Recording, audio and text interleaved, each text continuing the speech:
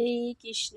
আজ বৈশাখ মাসের শুক্লাপক্ষের মোহিনী একাদশী, আর আজকে আবার বৃহস্পতিবার, শ্রী লক্ষ্মীনারায়ণের জয়। তো আর এদিকে রাধারানী আর শ্রীকৃষ্ণের জয়। তো একাদশী বলে ফল মিষ্টি দিয়ে সকালবেলা ভোগ নিবেদন করলাম।